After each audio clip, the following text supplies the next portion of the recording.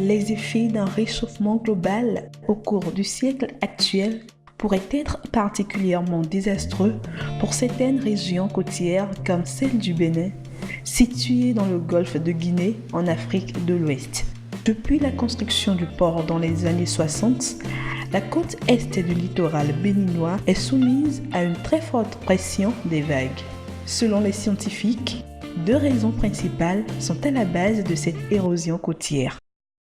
Ce phénomène a 2 grandes causes que nous classons en causes naturelles et causes anthropiques, c'est-à-dire celles qui sont dues à l'action de l'homme.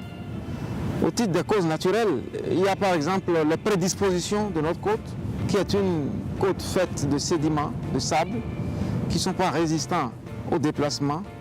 Il y a la caractéristique de la force de la houle, qui est une houle incidente, donc avec une certaine obliquité, ça vient frapper le littoral et donc dans son mouvement, l'eau emporte le sable. Au titre des causes anthropiques, il y a les actions humaines, c'est-à-dire les installations que les hommes sont venus mettre, tels ports maritimes, les barrages. Du fait qu'on est venu installer le port de Cotonou à un moment donné, il s'est produit à l'amont de ce port une accumulation de sable et à l'aval, l'eau qui doit repartir dans son mouvement se recharge du sable et donc il se crée une érosion.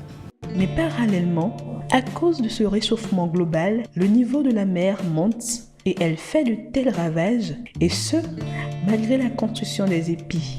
Ces digues artificielles de 200 à 300 mètres de long, appelées épis de Siafato, n'ont malheureusement pas pu résoudre le problème malgré les 70 millions d'euros investis par le gouvernement d'alors. Les sourages portuaires qui sont installés là, fait que quand le sable est transporté depuis l'ouest, ces sables sont bloqués par les sourages portuaires. Il y a l'accumulation de ce sédiment qui fait que l'hydrocèle, l'eau sent que la terre est sur la mer.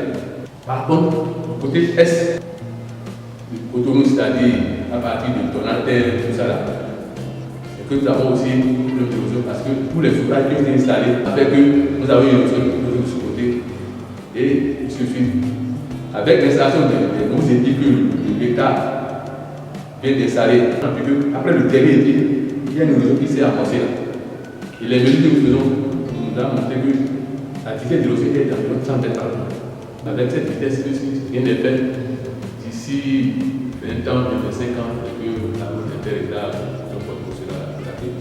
En 2016, par exemple, la fureur des vagues a fait plus de 300 sans-abri dans les quartiers d'Akbakba, parmi lesquels des pertes en vies humaines. La clôture du parc automobile d'Ekpe en a eu déjà pour son compte. Plusieurs autres infrastructures et habitations également.